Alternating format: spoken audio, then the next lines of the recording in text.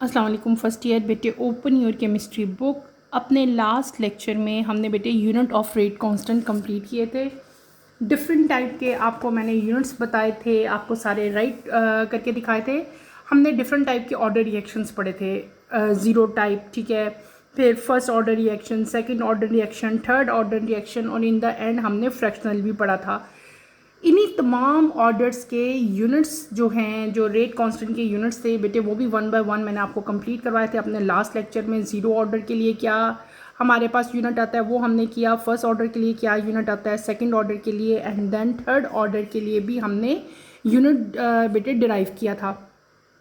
इन्हीं जो units of rate constant थे उन्हीं से रिलेटेड आपकी बुक में कुछ क्वेश्चन दिए गए हैं, कुछ न्यूमेरिकल्स दिए गए हैं, वो आज हम सॉल्व करेंगे। अपनी बुक का पेज नंबर 158 आप लोग ओपन करें। पेज नंबर 158 के बिल्कुल स्टार्ट पे on the top of the page यहाँ पे आपको एक क्विक चेक नज़र आएगा, क्विक चेक 7.7। ये आज मैं आप लोगों को करवाऊंगी। लेट्स स्टार्ट बेटे। इस क्विक चेक में टोटल 3 क्वेश्चन हैं। फर्स्ट क्वेश्चन है calculate the overall order of reaction which have the rate expression. आपसे सिंपली 2 पार्ट्स हैं इस क्वेश्चन के। ए पार्ट की बात मैं कर रही हूँ, आपको 2 रेट बताए गए हैं, आपने इनका ओवरऑल ऑर्डर ऑफ रिएक्शन जो है वो आपने इसका बताना है। 2 पार्ट्स है। क्वेश्चन नंबर बी यहाँ पे देखें तो why do you think chemist want to know the order of reaction and the rate constant for a reaction. जो केमिस्ट हैं, केमिस्ट का पता ही है ना हमें, आप लोगों को केमिस्ट कौन होते हैं। केमिस्ट ये क्यों पता लगाना चाहते हैं, why they want to know, ये क्यों जानना चाहते हैं ऑर्डर ऑफ रिएक्शन और रेट कांस्टेंट के बारे में क्यों जानना चाहते हैं किसी भी, जब भी वो कोई ड्रग डिज़ाइन करेंगे उससे पहले। सी पार्ट है why the sum of coefficient of balance chemical equation is not necessarily important to give the order of reaction. किसी भी बैलेंस केमिकल इक्वेशन का जो कोफिशिएंट का सम है वो ज़रूरी क्यों नहीं है ऑर्डर ऑफ रिएक्शन जानने के लिए या ऑर्डर ऑफ रिएक्शन देने के लिए। बेटे वन बाय वन मैं आपको ये क्वेश्चन करवाऊंगी, आप लोग मेरे साथ साथ ये सारे क्वेश्चन जो है अपनी अपनी नोटबुक्स पे उतारते जाओ, ठीक है। हम कर रहे हैं क्विक चेक 7.7। Let's start. आप लोग मेरे साथ स्टार्ट करें। एज यूजुअल यहाँ पे हम मेंशन कर लेते हैं क्विक चेक 7.7, ठीक है। QUICK quick check. Quick check कौन सा है ये? 7.7 बेटे, 7.7 आप मेंशन करो अपनी अपनी नोटबुक्स पे। उसके बाद हम इसका करेंगे ए पार्ट, मैं आप लोगों को करवाऊंगी। ए पार्ट हमारे पास क्या था कि आपके पास 2 पार्ट्स उन्होंने दिए थे 1 और 2, और आपको कहा था कि आपने इसका ओवरऑल ऑर्डर ऑफ रिएक्शन जो है वो आपने फाइंड करना है, जो उसका रेट एक्सप्रेशन आपको दिया गया है, ठीक है। तो ए पार्ट के 2 पार्ट्स हैं, नंबर 1 एंड नंबर 2। नंबर 2 क्या था, आपको क्या दिया हुआ है, रेट दिया हुआ है हमें। हम यहाँ पे लिख लेते हैं, मेंशन कर लेते हैं। रेट हमें क्या गिवन है, के रेट कांस्टेंट, और साथ क्या आपके पास NO, ऊपर 2 है, और यहाँ पे क्या है, अमोनिया यानी कि NH3 है, और इसके ऊपर क्या चीज़ दी हुई है आपको, 0 दिया हुआ है। इसके लिए आपने फाइंड करना है। सिंपल है। हम क्या कर लेंगे, पहले हम लिखेंगे the order with respect to NO, to NO को अगर देखते हुए हम इसका ऑर्डर बताएंगे तो वो कितना है, 2 है बेटे, 2 है ना। फिर आप क्या बता दोगे, the order with respect to ammonia, तो वो कितना है, हमें 0 दिया गया है, ठीक है। अब क्या कर लेंगे, हम यहाँ पे ओवरऑल ऑर्डर लिख लेंगे, ओवरऑल ऑर्डर। तो ओवरऑल ऑर्डर इकट्ठा लिखना। ओवरऑल ऑर्डर कितना हो जाएगा हमारा, 2 + 0। तो 2 + 0 को जब प्लस करेंगे तो क्या आ जाएगा, 2। हमारा ओवरऑल ऑर्डर इस रिएक्शन का क्या हो जाएगा, इस रेट का क्या हो जाएगा, 2 हो जाएगा। यही आपने फाइंड आउट करना था। अब चलते हैं नंबर 2 पार्ट की तरफ। नंबर 2 में आपको क्या दिया हुआ है, रेट। उसी तरह लिखेंगे हम लोग, के साथ क्या दिया हुआ है, BRO3, यहाँ पे माइनस, इसको बंद करेंगे, यहाँ पे H के साथ प्लस, और H के ऊपर क्या दिया हुआ है आपको, 2 दिया हुआ है। इसके लिए आपने फाइंड करना है, बिल्कुल ऊपर की तरह ही करोगे। पहले आप लिखेंगे the rate the order with respect to जो आपको बुक में गिवन है BrO3 माइनस वो कितना है इज़ 1 होता है बेटे, जिसके ऊपर कुछ नहीं होता। दूसरा क्या चीज़ आपको दी हुई है, the order with respect to H positive, वो कितना दिया हुआ है हमें 2 दिया हुआ है। ठीक है, अब हम क्या करेंगे, ओवरऑल ऑर्डर फाइंड करेंगे। ओवरऑल ऑर्डर कितना हो जाएगा हमारा 1 + 2, तो 1 + 2 करेंगे तो क्या आ जाएगा आपके पास। अच्छा यहाँ पे 1 + 2 नहीं करेंगे, बल्कि यहाँ पे देखो, यहाँ पे एक और चीज़ भी दी हुई है। एक तो है BrO3 ये O के ऊपर माइनस है, एक यहाँ पे एक और चीज़ भी है, the order with respect to BRB है। BRB करेंगे आप, ये भी करना है आपने क्या, BR नेगेटिव, वो कितना है, BR का 1 है। तो यहाँ पे जब आप प्लस करोगे तो आपके पास क्या आएगा, 1 + 1 + 2, तो वो कितना आ जाएगा, ओवरऑल ऑर्डर 4 आ जाएगा। Is that clear. यहाँ पे आपके पास BR भी था और BrO3 भी था। BR का हमने अलग से ऑर्डर बताया कि BR माइनस अगर हो तो उसका ऑर्डर क्या होगा, 1 होगा। H का कितना होगा, 2 होगा। BrO3 का कितना होगा, 1 होगा। 1 + 2 + 1 किया तो टोटल क्या आ गया, 4 आ गया। तो ओवरऑल ऑर्डर कितना हो जाएगा इस रिएक्शन का, 4 हो जाएगा। क्लियर। अब हम चलते हैं अपने B पार्ट की तरफ। पहले हमने क्या कर लिया, A कर लिया, अब हम चलेंगे B की तरफ। बेटे B पार्ट आपसे पूछा गया था उन्होंने कि what do you think chemist want to know the order of reaction and the rate constant for a reaction. जो केमिस्ट हैं वो जानना चाहते हैं ऑर्डर ऑफ रिएक्शन के बारे में और रिएक्शन के कांस्टेंट के बारे में। वाई, इसका रीज़न क्या है, वो क्यों जानना चाहते हैं, ये आपने बताना है। तो बेटे जो केमिस्ट होते हैं, जब केमिस्ट जो है वो ऑर्डर और रेट कांस्टेंट किसी भी रिएक्शन का डिटरमिन करते हैं, तो केमिस्ट जो हैं they can gain valuable insights. ठीक है, उनको वैल्यूएबल इंफॉर्मेशंस मिलती हैं किसके बारे में, रिएक्शन के मैकेनिज्म के बारे में, ऑप्टिमाइज रिएक्शन कंडीशन के बारे में, and they develop more efficient and safe processes. ठीक है, इसमें आप लोग ये सब कुछ राइट कर सकते हो। मैं दोबारा पॉइंट्स वाइज आपको बता दूंगी। देखिए जो केमिस्ट है वो उन्होंने पूछा हुआ था, तो केमिस्ट जो है जब वो ऑर्डर या रेट ऑफ रिएक्शन उनको पता चलता है तो केमिस्ट जो है वो ज़्यादा वैल्यूएबल इंसाइट जो है रिएक्शन के मैकेनिज्म की उनको आइडियाज़ गेन होते हैं, ऑप्टिमाइज रिएक्शन कंडीशन पता चलती हैं, और वो ज़्यादा एफिशिएंट और ज़्यादा सेफ प्रोसेस जो है वो डेवलप करते हैं, ज़्यादा अच्छी जो है ड्रग जो है वो बनती है।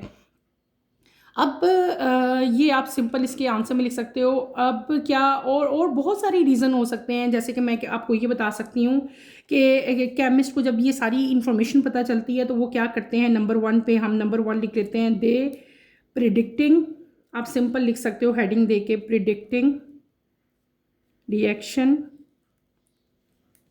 रेट्स। ठीक है, वो रिएक्शन के रेट्स को प्रिडिक्ट कर लेते हैं। नंबर 2 पे वो क्या करते हैं, उनको ऑप्टिमाइजिंग रिएक्शन कंडीशन की भी का भी नॉलेज हो जाता है जब ये 2 चीज़ें उनको पता होती हैं, ऑप्टिमाइजिंग रिएक्शन कंडीशंस। ठीक है,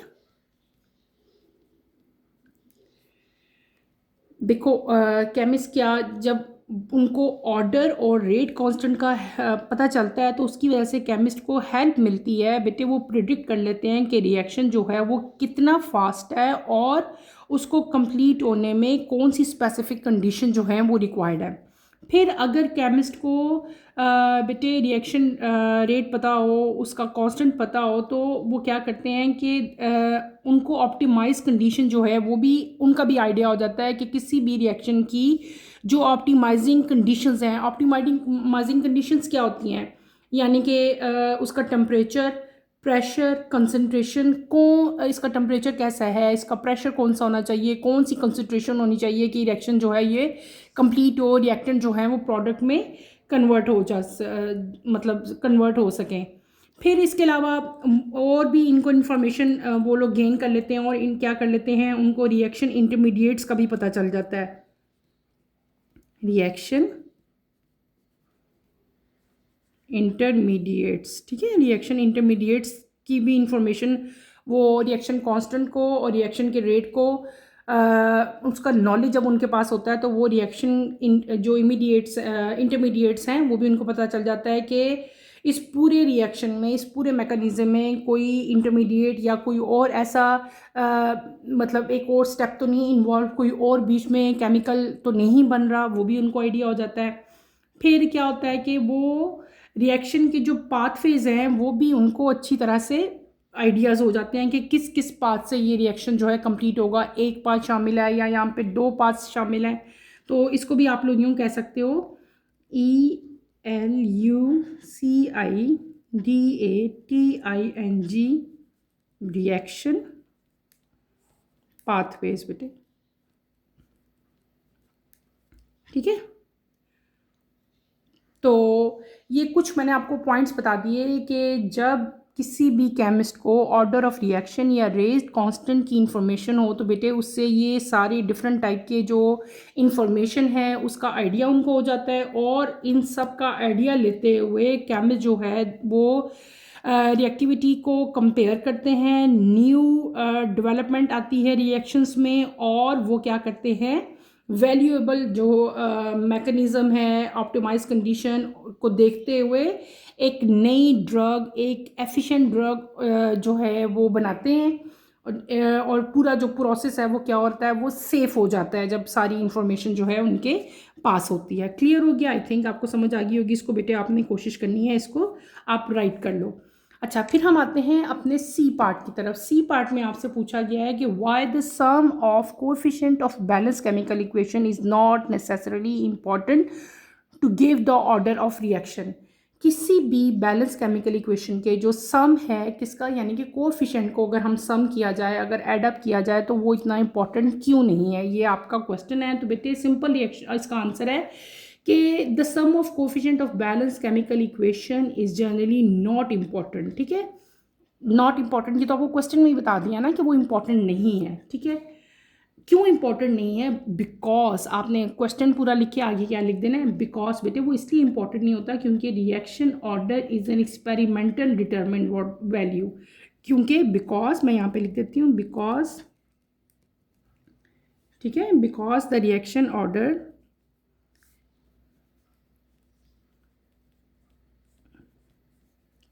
because the reaction order is an experimental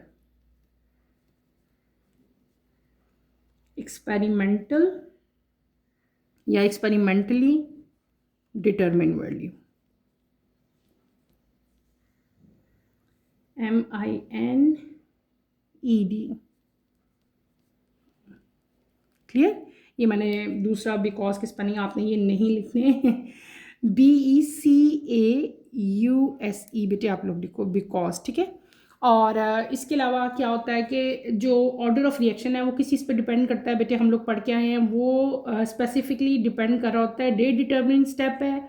और कोएफिशिएंट जो बैलेंस केमिकल इक्वेशन के होते हैं only represent the overall mole reactions. हमने पढ़ा था, आप लोग बताओगे कि जो कोएफिशिएंट्स होते हैं क्या होते हैं, जो कोएफिशिएंट्स की हम बात ही कर रहे हैं ना, कि जो कोएफिशिएंट्स हैं किसी भी बैलेंस केमिकल इक्वेशन में वो सिर्फ और सिर्फ किस चीज़ को रिप्रेजेंट करते हैं, वो रिप्रेजेंट करते हैं overall mole ratios of reactant and product, ठीक है।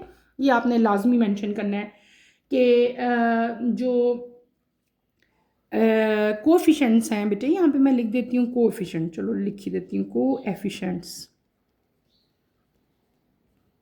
कोएफिशिएंट जो किसी भी रिएक्शंस के आपके लिए होते हैं, किसी भी बैलेंस केमिकल इक्वेशन में कोएफिशिएंट्स ऑफ, आपकी बुक में यही पूछा हुआ है ना, बैलेंस्ड केमिकल इक्वेशन।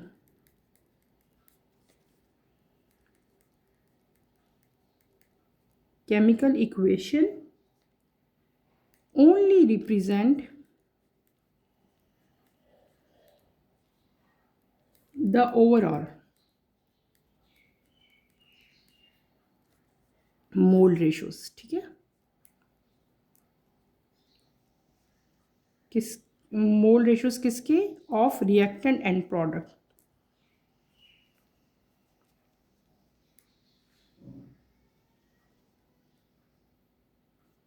क्लियर हो गया?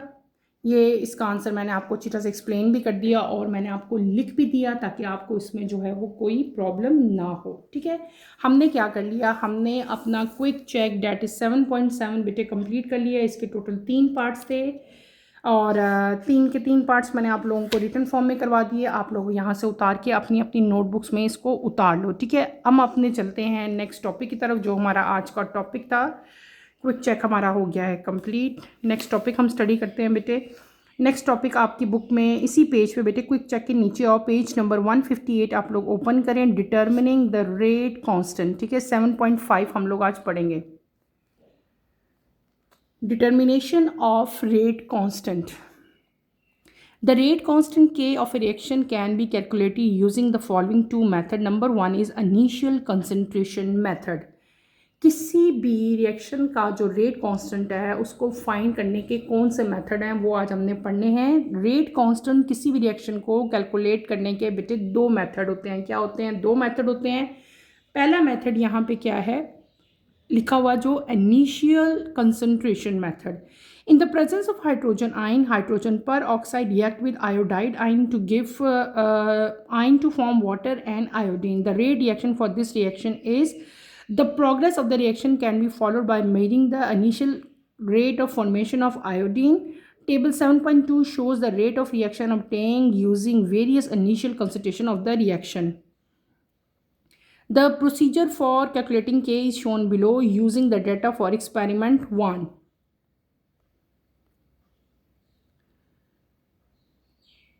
बहुत इजी है। आपको सिंपली यहाँ पे उन्होंने क्या बता दिया, आपको उन्होंने बता दिया कि कोई भी जो रेट कांस्टेंट है बेटे, किसी भी रिएक्शन का जो रेट कांस्टेंट है के है उसको डिटरमिन करने के या उसको फाइंड आउट करने के लिए 2 मेथड जो है वो यूज़ किए जाते हैं। सबसे पहला मेथड जो यूज़ किया जाता है that is known as initial concentration method. क्या कहते हैं उसको हम लोग? इनिशियल कंसंट्रेशन मेथड कहते हैं। और ये मेथड कैसा है, इसको कैसे कैलकुलेट किया जाता है, ये सारा अब हम डिटेल से पढ़ेंगे। आपके पास यहाँ पे जो रिएक्शन दिया हुआ है वो क्या दिया हुआ है? H2O2। H2O2 की चीज़ का फॉर्मूला है बेटे हाइड्रोजन पर ऑक्साइड का। किसका? हाइड्रोजन पर ऑक्साइड। हाइड्रोजन पर ऑक्साइड रिएक्ट करेगी किसके साथ? Iodine plus hydrogen. जब ये 3 रिएक्टेंट हो गए ना, तीनों के तीनों जब रिएक्ट करेंगे तो हमारे पास क्या चीज़ बनती क्या है, यानी कि ये क्या है? तीनों रिएक्टेंट है, कंबाइन होके जब रिएक्शन होगा तो क्या हमारे पास प्रोडक्ट आएंगे? हमारे पास बनेगा वाटर और साथ क्या बनेगा? आयोडीन।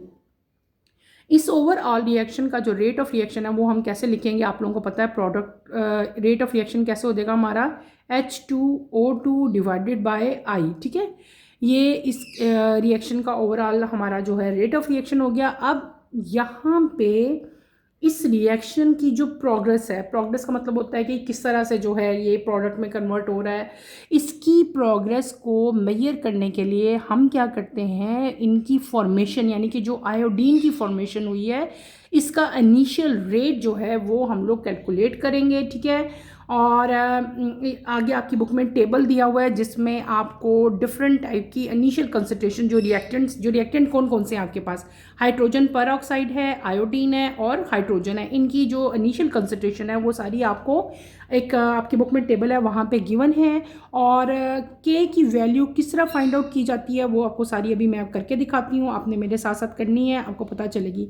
यहाँ पे अगर आप लोग आओ तो बेटे यहाँ पे एक आपको टेबल गिवन है। टेबल में क्या है हमारे पास? एक्सपेरिमेंट है, ये क्या है? H2O2 की वैल्यू है, ये आयोडीन की, ये हाइड्रोजन की और ये initial concentration of initial rate of reaction है जो तीनों हमने एक्सपेरिमेंट्स किए। पहला क्या है? H2O2 की दी हुई है, आयोडीन की, हाइड्रोजन की और इनिशियल रेट बता दिया आपको।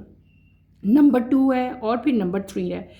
The concentration of hydrogen ion is ignored because hydrogen does not appear in the rate equation. The reaction is zero order with respect to hydrogen. Hydrogen की रिस्पेक्ट से ये order क्या होगा? ज़ीरो होगा। अच्छा, ये जो कुछ भी मैं अब बोल रही हूँ, अब क्या इसका मतलब क्या है, इसको आप लोग किस तरह समझोगे बेटे? मैं आपको भी करके दिखाती हूँ, आपने इसमें परेशान नहीं होना। ठीक है, हम इसको स्टेप बाय स्टेप मैं आपको समझाऊंगी ताकि आपको इसकी अच्छी तरह से समझ आए। ठीक है, चलो मैं आपको समझाती हूँ, मेरे साथ साथ आप लोग समझो। हमें क्या दिया हुआ है? हमने फाइंड करना है डिटर्मिनिंग द रेट कांस्टेंट, हम लोग फाइंड कर रहे हैं। ठीक है, रेट कांस्टेंट फाइंड करने के लिए हमने क्या, मैंने आपको बताया कि दो तरह के जो हैं वो हमारे पास यहाँ पे मेथड्स होते हैं। जो पहला मेथड है उसको हम लोग क्या कहते हैं, इनिशियल कंसंट्रेशन मेथड। ठीक है, कौन सा मेथड है, पहले initial concentration method. Initial concentration method में हम लोगों ने जो एग्जांपल ली है अपनी बुक में, मैं आपको, बल्कि इसको हम नेक्स्ट पेज पे करते हैं, ज़्यादा क्लियर आपको समझ आएगी। हम इधर आते हैं। ठीक है, हमने पहला मेथड क्या पढ़ा, हम पढ़े हैं कि हमने रेट कांस्टेंट को किस तरह से डिटरमिन करना है। पहला मेथड हम पढ़े हैं, पहला मेथड, जो पहले मेथड का नाम क्या है, इनिशियल कंसंट्रेशन मेथड। यहाँ पे मैं राइट करती हूँ इनिशियल कंसंट्रेशन मेथड। ये क्या है, ये है पहला मेथड है। ठीक है, फर्स्ट मेथड है, सेकंड भी इंशाल्लाह हम पढ़ेंगे। ये फर्स्ट मेथड है। इस मेथड में क्या होता है, ठीक है, इस मेथड में बेटे हम लोग क्या करते हैं, इनिशियल कंसंट्रेशन मेथड, जिसको हम लोग इनिशियल रेट मेथड भी कहते हैं, ये कॉमनली एक्सपेरिमेंटल टेक्निक है जो यूज़ की जाती है कोई भी रेट कांस्टेंट रिएक्शन का फाइंड आउट करने के लिए। ठीक है, इस मेथड में बेसिकली क्या चीज़ इन्वॉल्व होती है, इसमें इन्वॉल्व होते हैं सीरीज ऑफ एक्सपेरिमेंट। ठीक है, इस मेथड में series of experiments are involve. ठीक है, जहाँ पे इनिशियल कंसंट्रेशन रिएक्टेंट की सिस्टमेटिकली जो है उसमें जो वेरिएशन आ रही है और जो इनिशियल रेट है उसको जो है मेजर किया जाता है हर एक्सपेरिमेंट में। मैंने क्या कहा कि इनिशियल कंसंट्रेशन मेथड में बहुत सारे सीरीज ऑफ एक्सपेरिमेंट जो हैं वो किए जाते हैं। अब हम वो सारे एक्सपेरिमेंट मैं आपको अच्छी तरह समझाऊंगी। हम यहाँ पे एज ए एग्जांपल बेटे किस चीज़ की एग्जांपल लेंगे, H2O2, ये एक्वस सोल्यूशन में है, साथ हम लेंगे यहाँ पे आयोडीन माइनस, ये भी एक्वस सोल्यूशन में है, साथ आपके पास क्या आ जाएगा 2 हाइड्रोजन प्लस, ये भी एक्वस सोल्यूशन में। ठीक है, आपके पास जब रिएक्शन प्रोसीड करेगा, कंप्लीट होगा, आपके पास क्या बन जाएगा, वाटर, और साथ क्या बनेगा आपके पास आयोडीन, ये भी एक्वस सोल्यूशन, और ये आपके पास क्या आ जाएगा, इन लिक्विड फॉर्म आ जाएगा। ये क्या हो गया, हमारा ओवरऑल रिएक्शन हो गया। ठीक है, मैंने आपको पहले इस मेथड की, आपने क्या लिख लेनी है बेटे, पहले इस मेथड की आप लोगों ने डेफिनेशन लिख लेनी है। मैंने आप लोगों को डेफिनेशन बताई थी, initial concentration method also known as initial rate method is commonly experimental technique use to determine, यानी कि इससे हम लोग क्या करते हैं, use to determine the rate law. और दूसरी चीज़ क्या है, रेट कांस्टेंट ऑफ रिएक्शन हम इससे फाइंड आउट करते हैं। इस रिएक्शन में सीरीज ऑफ एक्सपेरिमेंट्स बेटे किए जाते हैं, जहाँ पे रिएक्टेंट की इनिशियल कंसंट्रेशन को सिस्टमैटिकली उसके अंदर एक वेरिएशन लेके आई जाती है, और जो रिएक्शन का इनिशियल रेट है उसको क्या किया जाता है, मेजर किया जाता है। और यहाँ पे हम लोग एग्जाम्पल के तौर पे बेटे ये रिएक्शन लेंगे, ये क्या है, हाइड्रोजन परऑक्साइड है, ये क्या है, आयोडाइड आइन है। क्या है ये, आयोडाइड आइन है। यहाँ पे क्या हो गया हमारे पास, जब I माइनस हो जाए ना तो इसको I माइनस जो है इसको हम लोग क्या कहते हैं, आयोडाइड, इसको हम क्या कहेंगे, आयोडाइड आइन कहेंगे। In the presence of hydrogen तो हमारे पास क्या बन जाएगा, आपके पास बनेगा वाटर और आयोडीन। ये जो I2 लिखा हुआ है ना, दिस इज आयोडीन। अब आपको इन दोनों में डिफरेंस पता होना चाहिए। ये क्या है, I डैश क्या चीज़ है, आयोडाइड, ये क्या चीज़ है, आयोडीन। अब जब हम इसका रेट लिखेंगे, कैसे लिखेंगे बेटे, हम लिखेंगे रेट ऑफ रिएक्शन। तो वो कैसे लिखेंगे हम, K is equals to H2O2, और यहाँ पे क्या आ जाएगा, आयोडाइड, यानी कि I आपका ये आ जाएगा। ठीक है, ये क्या हो जाएगा, ओवरऑल रिएक्शन हो जाएगा। उसके बाद आपकी बुक में एक पूरा टेबल दिया गया है। ठीक है, टेबल दिया हुआ है, टेबल में आपको 4 डिफरेंट टाइप के कॉलम्स दिए हैं। 3 एक्सपेरिमेंट हमने किए, तीनों एक्सपेरिमेंट में हमारे पास हाइड्रोजन परऑक्साइड की जो कंसंट्रेशंस आई हैं, वो जो आयोडाइड की आई हैं, जो हाइड्रोजन की आई हैं, और देन आगे प्रोडक्ट की भी initial concentration rate of reaction, चौथा जो आपका कॉलम है, उन सब की वैल्यूज़ आपकी बुक में बेटे गिवन है। यानी कि 3 एक्सपेरिमेंट किए, उनका जो टेबल है वो आपकी बुक में गिवन है, वही वैल्यूज़ आगे मैं लूँगी। ठीक है, टेबल से ही। ठीक है, उसके बाद आपके पास इसको फाइंड आउट करने के 3 स्टेप हैं। हम पहले पढ़ेंगे स्टेप नंबर 1। पहला क्या आता है हमारा, स्टेप 1। स्टेप 1 में हम लोग क्या करेंगे, राइट करेंगे। हम लोग क्या स्टेप 1 में क्या करते हैं हम लोग बेटे, स्टेप 1 व्हाट डज, मतलब स्टेप, सारे स्टेप है ना, 3 स्टेप इसमें इन्वॉल्व हैं। स्टेप 1 में हम लोग क्या करते हैं, right out the rate equation, हम यहाँ पे रेट इक्वेशन लिखेंगे। रेट इक्वेशन हम कैसे लिखते हैं, rate of reaction. Rate of reaction कैसे लिखते हैं मैंने आपको बताया हुआ है, ऊपर भी हमने लिखा है H2O2 डिवाइडेड बाय बेटे आयोडाइड आयन I माइनस। ठीक है, ये हमारा फर्स्ट स्टेप है। ठीक है, फर्स्ट स्टेप में हम लोगों ने क्या कर लिया, हमने रेट इक्वेशन लिखी। अब हम चलते हैं स्टेप 2 की तरफ। स्टेप 2 में हम लोग क्या करेंगे, रीअरेंज द इक्वेशन। यहाँ पे इसको हम क्या नाम दे लेंगे, rearrange the equation in terms of के। ठीक है, रीअरेंज करेंगे इक्वेशन को। जब हम इक्वेशन को रीअरेंज करेंगे यानी कि हमने के को इधर ले आना है। ठीक है, के साइड पे कर लेंगे हम लोग, तो ये इक्वेशन हमारी क्या हो जाएगी, हमारी इक्वेशन हो जाएगी बेटे H2, ठीक है, O2 आयोडाइड, और ये इधर था, ये नीचे चला जाएगा। ठीक है, डिवाइडेड बाय हम लोग यहाँ पे कर लेंगे, क्या आ जाएगा हमारा, रेट ऑफ रिएक्शन।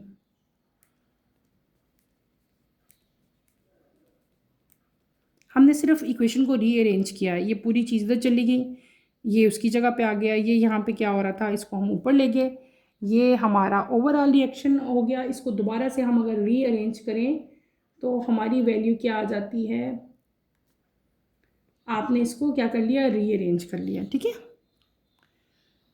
रीअरेंज करने के बाद आप लोगों ने क्या करना है, जस्ट इनकी वैल्यूज़ बेटे यहाँ पे पुट करनी है।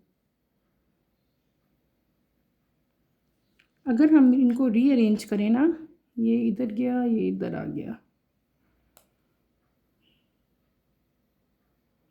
इसको रीअरेंज करेंगे तो हमारी जो वैल्यू है वो क्या बन जाएगी, दोबारा k is equals to rate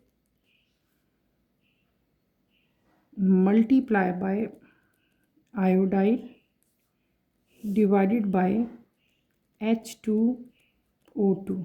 ठीक है, इसको बेटे रहने दो, ये गलत हो गया। जब इसको रीअरेंज करते हैं ना हम लोग, ये इधर चला जाएगा, ये इसकी जगह पे आ जाएगा, ये यहाँ पे क्या हो रहा है, मल्टीप्लाई, ये नीचे जाके डिवाइड हो जाएगा और ये इसका ऊपर आ जाएगी वैल्यू।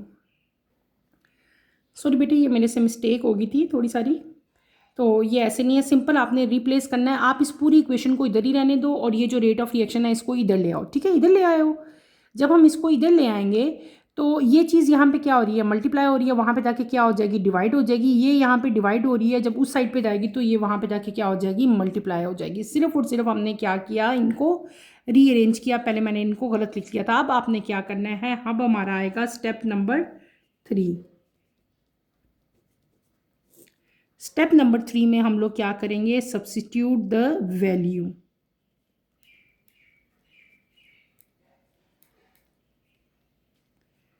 हम सिर्फ और सिर्फ अब क्या करेंगे, वैल्यूज़ यहाँ पे प्लेस करेंगे। जो हमने ऊपर के लिख लिया है, अब हमने के फाइंड करना है।